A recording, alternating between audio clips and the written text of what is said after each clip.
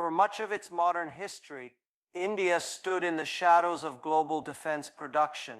Once hailed as a nation of ancient warriors, brilliant strategists, and powerful kingdoms, from Ashoka's war elephants to the Marathas' mobile artillery, the story of India's defense capabilities took an unexpected turn after independence. When the British finally departed in 1947, they left behind not a formidable military-industrial complex, but a hollowed-out defense structure reliant on imports. For decades, India became known not as a builder of weapons, but as one of the world's largest importers of arms.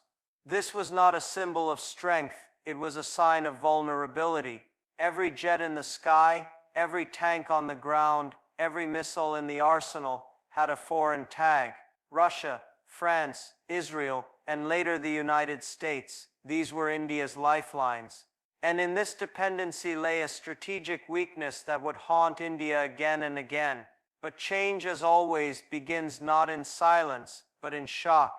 And that shock came in 1999. Kargil, the war that shook India awake.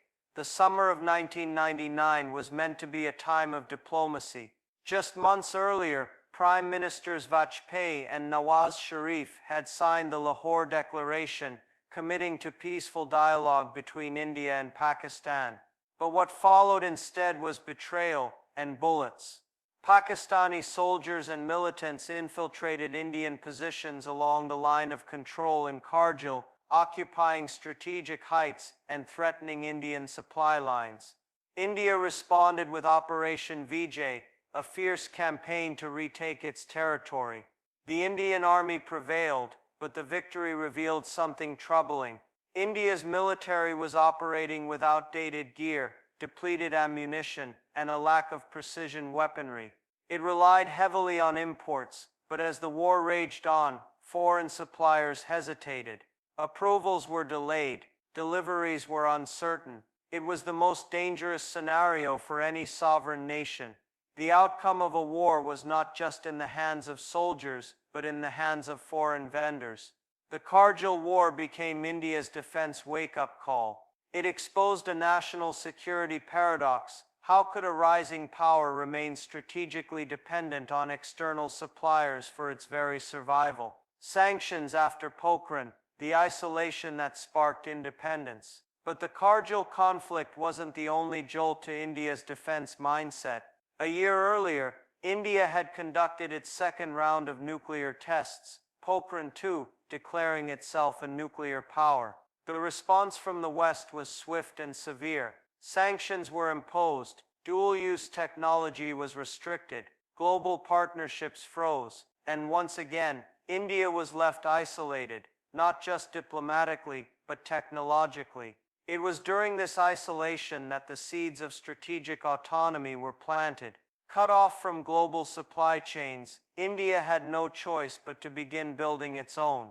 The scientists at DRDO, the engineers at HAL, the innovators at ISRO, all began pushing harder. The lessons were harsh, but clear. India could no longer afford to be at the mercy of global moods. Enter Modi, Aatmanirbhar Bharat, as national strategy. Fast forward to 2014. A new government came to power, one that didn't just inherit India's defense dependency, but vowed to destroy it. Prime Minister Narendra Modi introduced the doctrine of Aatmanirbhar Bharat, self-reliant India. And nowhere was this principle more aggressively applied than in the defense sector. Modi wasn't just promoting nationalism, he was executing a calculated geopolitical shift. India, he argued, had the brain power, the market size, the talent, and the military experience to build for itself, and eventually for the world. He understood what many in the West were beginning to realize, that national security could no longer be outsourced. Strategic autonomy wasn't just patriotic, it was necessary. And so, a new era began. In 2020, the Indian government published a list of over 400 defense items that would no longer be imported. These included everything from sniper rifles to radar systems, light tanks to transport aircraft. The message was clear: if it can be built in India, it will be built in India. And what couldn't yet be built would be co-developed, co-produced, or reverse-engineered into domestic capability. India was no longer a passive buyer. It was becoming a confident builder. A silent revolution begins. This quiet revolution didn't make international headlines at first. While the world's media remained focused on flashy Russian tanks and American fighter jets, India's defense ecosystem was slowly transforming behind the scenes. Indigenous programs that once stalled were revived. The Tejas light combat aircraft, once ridiculed as a delayed project, began rolling out in squadrons. The Pinaka multi-barrel rocket launcher, born from the Kargil lessons, matured into a world-class system. The Arjun main battle tank, Akash surface-to-air missile, and advanced Tata artillery gun system, Tejas, all moved from trials to active service. BrahMos, the supersonic cruise missile developed with Russia, became the pride of India's missile arsenal, and its first blockbuster export. But this was not just about hardware. The revolution was also in policy, procurement, and partnership. The old slow-moving defense procurement procedures, DPP, were overhauled. Private players were invited into a sector long dominated by public sector units. Defense corridors were launched in Uttar Pradesh and Tamil Nadu, incentivizing startups and manufacturers to join the national mission. In just a few years, India's defense landscape began to look radically different. No longer a dusty warehouse of foreign hardware, but a buzzing ecosystem of innovation, production, and ambition. The numbers tell the story. In 2013, India's total defense exports were a mere Rs. crore, $90 million. By 2023, that number had soared to Rs. 16,000 crore, $2 billion. That's an increase of over 2,200% in just one decade. And the destination list is even more telling. Countries in Southeast Asia, Africa, Latin America, and even Eastern Europe are now buying Indian defense systems, often in preference over Chinese or Russian offerings. India is no longer seen as just a buyer of weapons. It is emerging as a brand in itself, a trusted democratic alternative in a volatile world. Coming next, but this is only the beginning of the story. In the next part, we'll explore the rise of India's domestic defense ecosystem, the companies, the weapons, the breakthroughs, and how a country once mocked for its defense delays is now shaping the arsenal of the future. From BrahMos in the Philippines to drones in Africa, India's journey from dependent to dominant is just heating up. If the decision to break free from arms dependency was political, the execution was industrial. India's defense revolution wasn't built on slogans. It was built on factories, blueprints, prototypes, test ranges, and dogged trial and error engineering. Behind every exported missile system or indigenous warplane lies a complex network of public institutions, private enterprises, and decades of hard-earned lessons. This transformation, from import dependence to defense self-reliance, demanded more than declarations. It demanded an ecosystem, and India began building one, piece by piece. The sleeping giants awakened. For decades, India's defense production was dominated by a handful of state-owned entities. Their names were familiar, but their capabilities were often questioned. Hindustan Aeronautics Limited, HALE, once a licensed assembler of MiGs and Sukhois, criticized for delays and red tape. DRDO, Defense Research and Development Organization, a sprawling network of labs often seen as long on ambition and short on delivery. Bharat Electronics Limited, BELA, focused on electronics and radars, but rarely in headlines. Ordnance Factories Board OFB, plagued with inefficiency and outdated infrastructure. For a long time, these organizations represented a paradox: enormous human potential, but paralyzed by bureaucracy.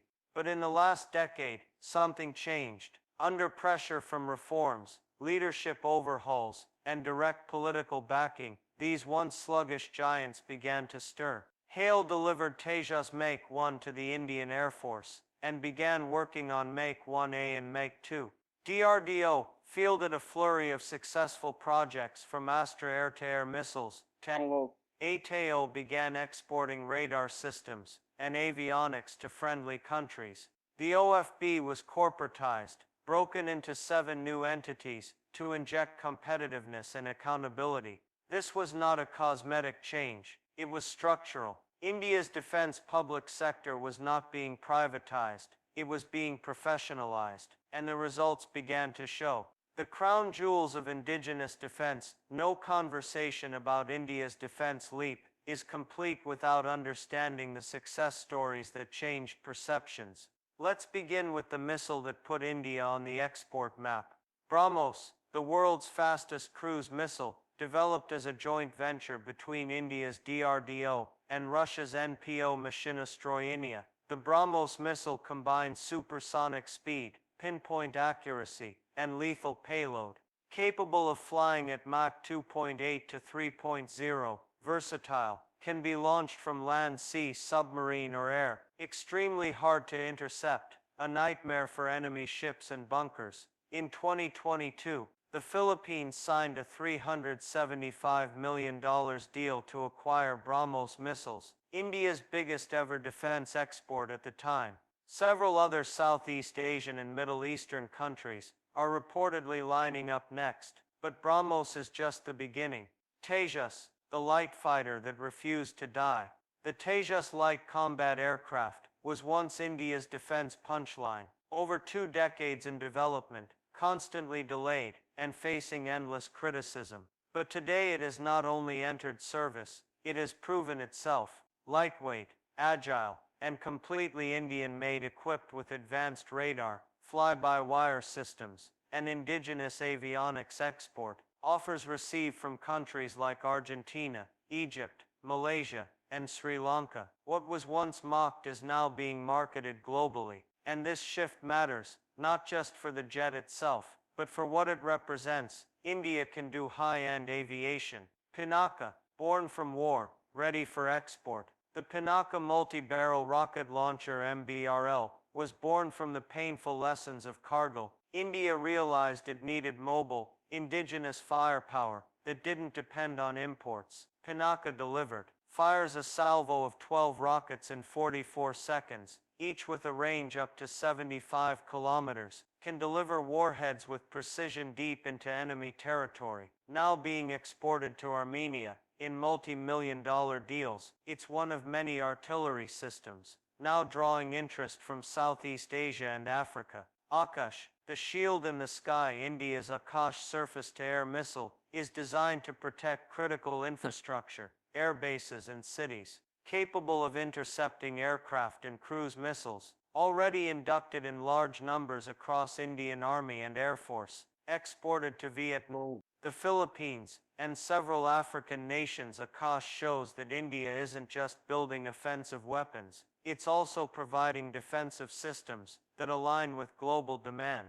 Defense corridors and policy shakeups. While the legacy players delivered results, India knew real transformation would require bringing new players into the arena. Enter the defense industrial corridors. Launched in Uttar Pradesh and Tamil Nadu, these corridors are clusters of defense manufacturing hubs, offering tax incentives, land grants, testing facilities, and supply chain integration. Dozens of startups and private firms are now entering a sector once locked behind government walls. At the same time, India's defense policies were rewritten. Positive indigenization list. Over 400 items banned from import, forcing local production. FDI in defense increased to 74% automatic, encouraging foreign firms to co-produce in India. Offset policies. Foreign vendors must invest in India's defense ecosystem, transferring know-how and boosting capability. DRDO, the powerhouse behind the curtain, often working in silence. DRDO is perhaps the most underappreciated force in India's defense resurgence. Its achievements include Astra air-to-air missile,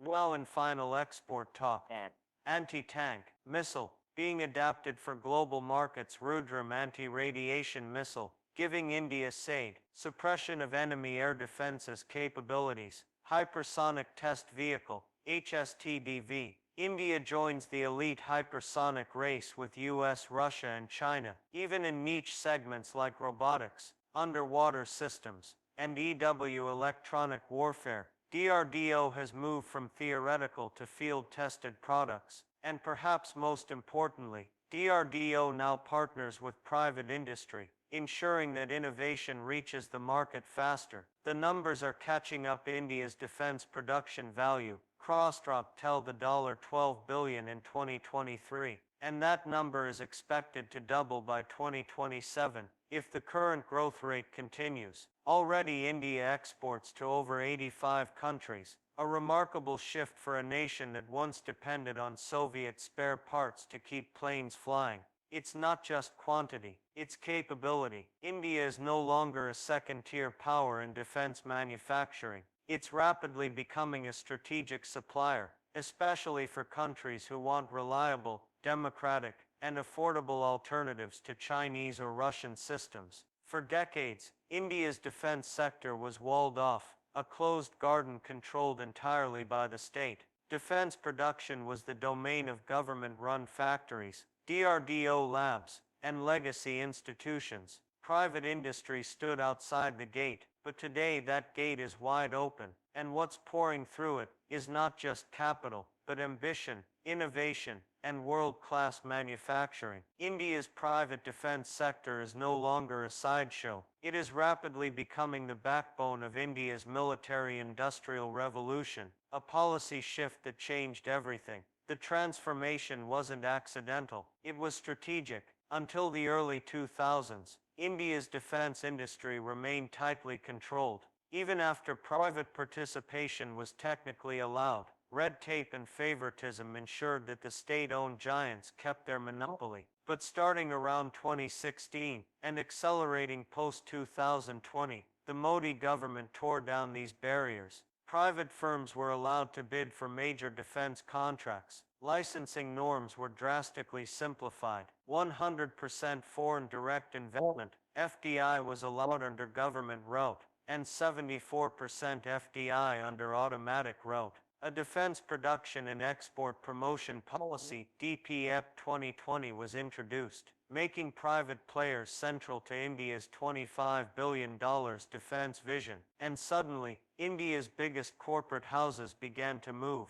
Tata, the aerospace architect. The Tata Group, known globally for its cars, software, and tea, is now a serious defense manufacturer. Through Tata Advanced Systems Limited (TASL), it manufactures components for Boeing, Lockheed Martin, Airbus, and even Israeli drones. It played a key role in assembling parts for the C-130J Super Hercules in India. It is involved in unmanned aerial vehicles, radar systems, military vehicles, and missile subsystems. Tata's secret partnership. It has signed joint ventures with Lockheed Martin, Airbus, and Israel's IAI, bringing global quality into Indian factories. Larsen & Toubro, L&T, the engineering juggernaut. L&T has long been India's most powerful engineering firm, but now it's also one of its most lethal. L&T is the principal designer and builder of India's nuclear submarine hulls. It played a key role in the construction of INS Arihant, India's first ballistic missile. It is also a major supplier of rocket launchers, bridges, radar systems, and artillery. In recent years, it developed modular naval vessels, winning orders from the Indian Navy and Coast Guard. What sets L&T apart is its ability to move between civilian and military engineering, using decades of experience to meet high-spec defense requirements. Bharat Forge Artillery reimagined. The Kalyani Group's Bharat Forge, once known for automobile components, is now an artillery powerhouse. It developed the Advanced Towed Artillery Gun System, ATAGS, in collaboration with DRDO, one of the world's most advanced 155 mm howitzers. It also manufactures armored vehicles, mortars, and missile parts. Bharat Forge is now exporting artillery to nations like Armenia, underlining India's arrival in global markets. Kalyani Group's global partnerships with Israel and Europe further accelerate its R&D and give India access to cutting-edge artillery technology. Adani Defense and Aerospace. the disruptive newcomer. Among the newer entrants, Adani Group is the most aggressive. It set up one of India's largest ammunition manufacturing complexes, acquired Alpha Design Technologies, giving it entry into avionics, UAVs, and communication systems, building facilities for small arms production, air defense, and electronic warfare. Partnered with Elbit Systems of Israel to produce Hermes 900 drones in India. Adani's strategy is bold: vertically integrate the entire defense chain, from materials to missiles, and localize everything. And though controversial in some circles, its speed and scale have undeniably changed the Indian defense landscape. Indian startups, the silent tech warriors, beyond the big names. India's defense tech startup ecosystem is booming, thanks to schemes like IDEX Innovations for Defense Excellence and Make in India for Defense. Over 300 startups are now developing cutting-edge solutions for the military. Some key innovations include drones and swarm UAVs for surveillance attacks, and logistics loitering munitions with AI-guided strike capability, battlefield map management systems, AR/SI, VR for combat simulation, and real-time data fusion,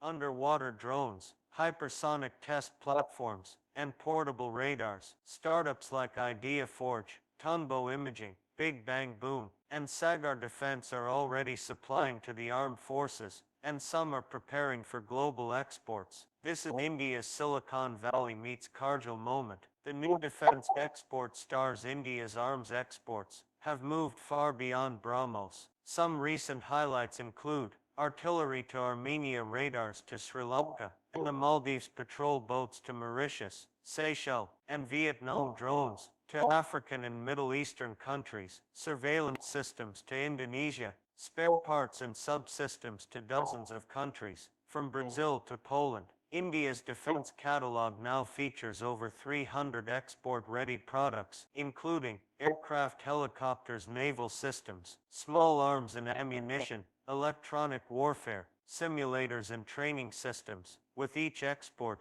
India's reputation grows, and with it, so does its leverage in global affairs. India, the arsenal of democracies. As the geopolitical order fragments, the world is increasingly looking for defense alternatives to Russia and China. India is stepping in. It's a democracy, unlike China. It's stable, unlike Russia. It's non-aligned yet reliable, unlike treaty-bound Western suppliers. And it's affordable, without compromising quality.